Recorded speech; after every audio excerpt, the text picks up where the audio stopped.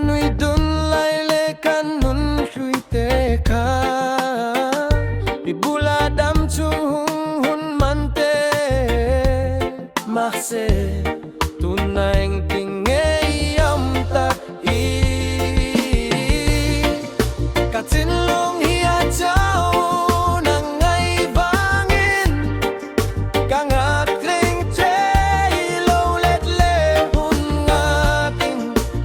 Eng ki madang la me tin lung ti lo hi chu Kangay che asin lo kille mai rao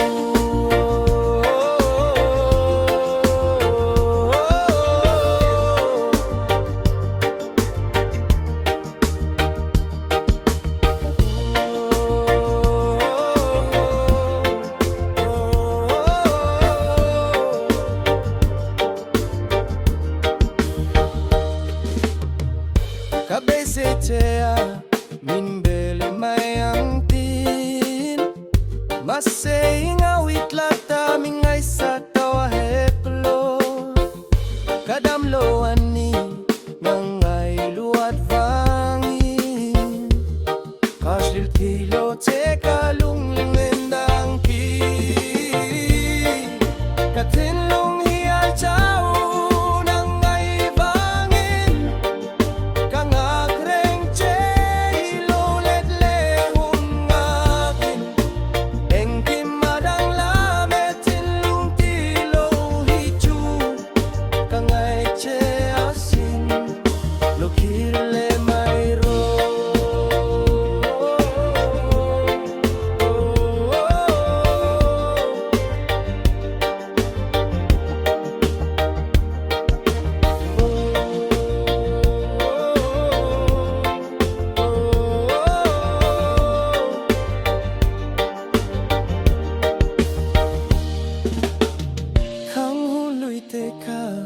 Kating hilpalo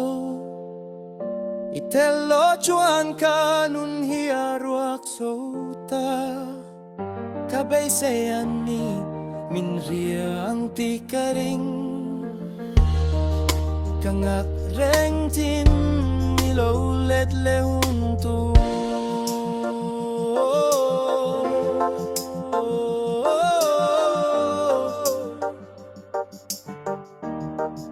Lo kille mai rao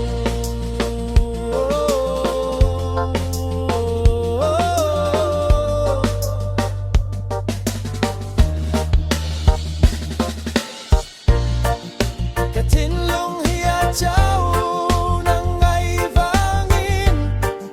Kangak reng che lo let le hun ngatin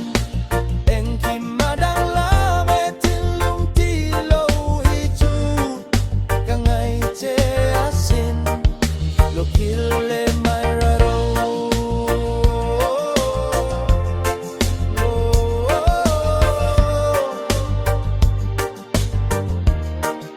Lo